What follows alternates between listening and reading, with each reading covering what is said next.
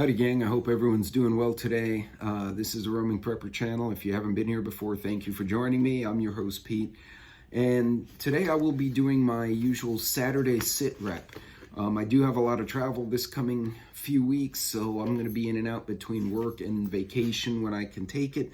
And so a lot of my videos will be pre-recorded, so you may not see as many live streams as you usually see from me, but at the other end of the year, we'll get everything back squared away. But anyway, I'll be right back. We're going to go through what's going on in the world, and I'll give you the rundown by continent, and then we'll see what we can learn from it. I'll be right back.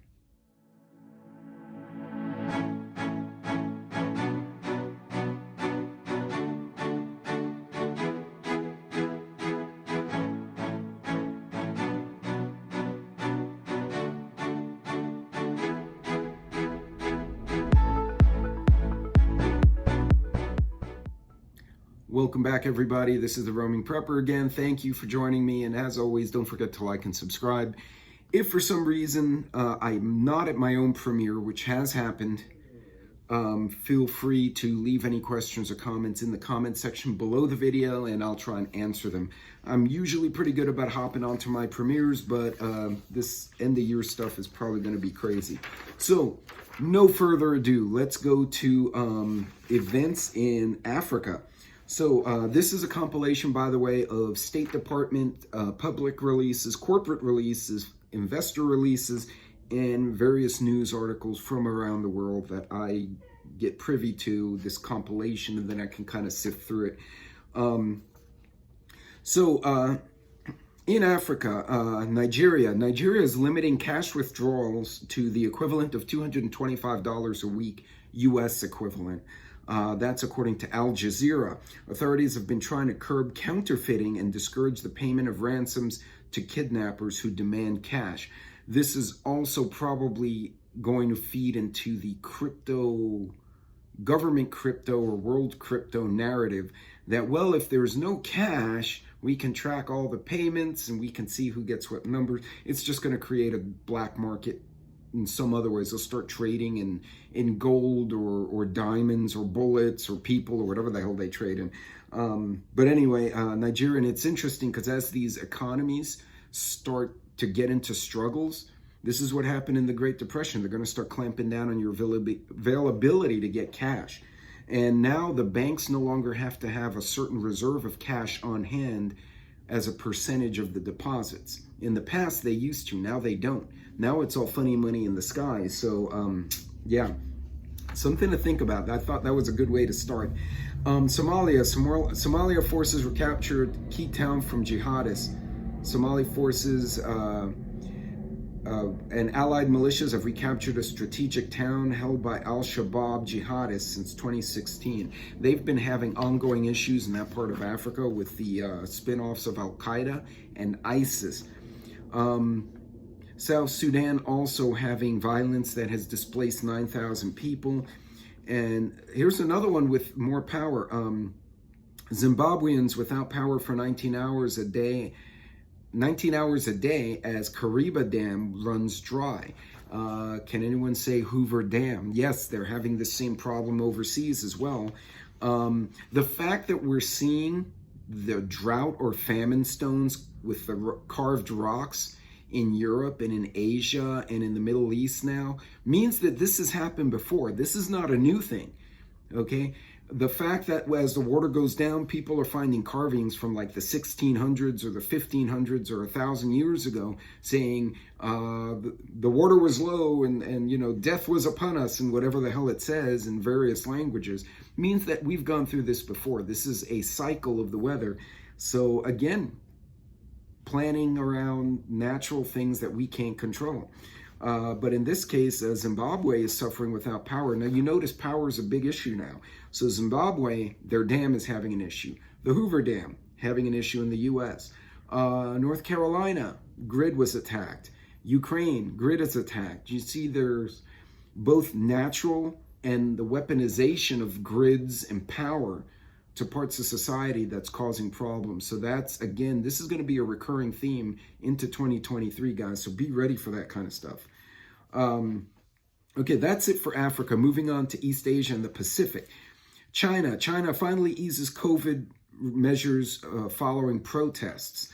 A spin on this one: if China reopens their economy, you're going to watch oil and gas take off again.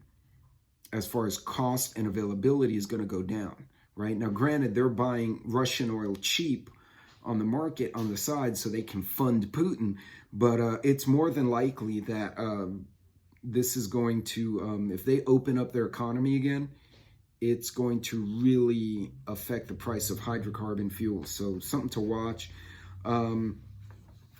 Indonesia, a suicide blast in Bamberg police station kills 2. They're still fighting rebels, apparently suicidal rebels there. South Korea considers ordering more truckers back to work. The South Korean government was moving on Wednesday toward ordering more truckers to return to work as their national strike entered its 14th day. Now imagine 14 days of railroad or 14 days of trucker strikes in Canada or the US. Not a protest where they clog up Ottawa or clog up DC. I'm talking about we're not showing up to work, kiss our ass, 14 days. Could you imagine the absolute disaster that would happen? So again, transportation and grid, these are going to be recurring themes on this one, and it's interesting because we're hearing about it a lot more. Maybe part of a narrative, maybe a sign of the times, maybe it could be a larger issue of what's going on, but these are the kind of things you prepare for, right? There's no point in freaking out because the grid is screwed up or there may be a strike. Instead, you say, okay, if there's a strike, what will happen to me? Okay, I won't have meds, I won't have rice, I won't have Coke, whatever, sodas, whatever the hell it is you need. And that will focus your decision process to make the right decisions to get what you need to adjust for that. Remember, being prepared is not necessarily a stoic thing where it's like, I have 500 days of food, done. No, you're going to adapt, right? You have finite space, finite money, and finite time to do all this shit. So you're going to adjust and say, wow, we're looking at a potential strike or a potential grid outage. I'm going to bulk up on this now because I promise you, if I'm talking about it, the big channels are already talking about it. And I promise you further, the general public is clueless for another 8 to 12 weeks. I've seen since 2020 started until now that the general public is about 6 to 8 weeks, maybe more, behind the preparedness community on the various platforms because we're actually paying attention and we're looking for those patterns, and they're not. They're just sitting there going la la la la la till stuff happens. Then they go and buy a truck full of toilet paper. So don't be the truck full of toilet paper people. Okay, that sucks. Nobody likes that. Okay, moving on. So that's the end of Asia. It was kind of quiet in Asia other than trucker strike. Europe. Okay. Belarus moves soldiers and gears amid Ukrainian fears of attack. This is from Reuters. Belarus plans to move military equipment and forces on Wednesday and Thursday in what it said is a counterterrorism exercise, the latest in a flurry of military actions that have raised fears Russia may mount a new attack in Ukraine from Belarus. Now, that's dangerous for Belarus, right? Because they get into that, and now Ukraine is hesitant to do too much into Russia other than to strike at things that are hurting Ukraine. Ukraine did not indicate at all that they have any reservations rocket attacking the shit out of Belarus. And I think the people who are going to suffer are the Ukrainians and the Belarusians because the Russians attacked Ukraine. It's very complicated, obviously, and much more I'm being simplistic in my explanation. But yeah, that we don't need a new front. Another interesting one, Germany. German bus far-right cell plotting to overthrow state. They did raids all across the country. I actually saw a video of this. This one happens to be from AFP, but it was also Associated Press as well as MSN. German police staged nationwide raids on Wednesday and arrested 25 people suspected of belonging to a far-right terror cell. Now, this is a recurring narrative as well. The far right in America is this. The far right in Canada is that. The far right, the far right, the far right. And it's because the far right is resisting the globalization, the destruction of the families. Now, granted, there are legitimate Nazis and assholes on the right. I'm not saying that. But what it's doing, this is right out of the Saul Alinsky playbook. And it's out of the Communist Manifesto. You separate a group of society that you think is a problem. You demonize them. Hitler did it to the Jews. Russia did it to the Tsar supporters, the white Russians, as they call them, because it was white and red in the Russian Revolution. And you demonize them until you minimize their threat. Then you find the next group. Honestly, I think when they're done attacking the right-wingers, they're going to go after the liberals, the left-wingers who believe in free speech, et cetera, and they're going to go after them. So everyone should keep in mind, regardless of your political affiliation, that whatever is done to one political group can just as easily be done to the other. And I think this is something we often miss because we've become so polarized and we've become a TikTok community where everyone just rants online and they act horrendously. And at the end of the day, there are people behind everything. And I don't think folks really realize what they're asking for when they say, oh yeah, let's shut this group up or that group up or throw them in jail because they don't comply, or we're going to re-educate this group or that group. That kind of language is what causes issues. That kind of language is what burns down governments. And it's happened in the past. So, and it unfortunately, the people, the day-to-day people are the ones who suffer. So it's unfortunate, but I'll get off that soapbox. Okay, Russia, Turkey. Russia's concerned over oil tanker buildup in the Bosphorus. That's the strait where they pass through past Turkey out of the sea. Russia is concerned about a buildup of oil tankers in the Bosphorus Strait and is discussing the issue with insurance and transport companies. That's a big bullseye for anyone who wants to disrupt Russian oil, and hence why Russia is concerned about it, and rightly so. Russia's installed leader in the city of Melitopol in Ukraine was nearly assassinated. The deputy head of the occupied city in southern Ukraine was leaving his home when an IED detonated and took out his vehicle. Did not kill him, though. So Ukraine is starting to use a mix of asymmetric, symmetric, and I guess you could call next-gen attacks, which would be the drone strikes, the automated robots on the field. Yes, they have little mini tanks on the field apparently now. These custom-made combat buggies they're making in Lviv and shipping to the front. You're seeing the Ukraine's pulling out all the tricks, and it's very interesting to watch how this somewhat smaller military with good tech and very good support is really giving the Russians a run. So it's interesting to see. Another one on the grid, Russia-Ukraine, latest Russian missile attack strike sets Ukraine electricity grid back a week. North Carolina was 4 days, 5 days. They say it may be more. So again, grid attacks. This is a recurring theme, guys. The latest Russian massive strike on December 5th set repairs to Ukraine's power grid back a week. Spain, train collision. That seems more like an accident. Unfortunate. Okay, jumping to Middle East, North Africa. Iran. An Iranian patrol boat tried to blind the bridges of a U.S. Navy ship with its floodlight while it was passing through the straits by Iran. The U.S. repelled it with non-lethal lasers. I did not know we had those. That's pretty cool. Now I got to read up on that. Non-lethal lasers. Non-lethal lasers. Say that 5 times fast. Okay, anyway. Another one from Iran. Android phones in Iran get false quake alerts amid the protests. So they're using, interesting, the people are rising up, so they're sending fake earthquake notifications to people's phones to distract and confuse the protesters. A government does that when they're scared of what's in the street. If they're not scared, they don't give a shit. They send the police and soldiers out. They're concerned.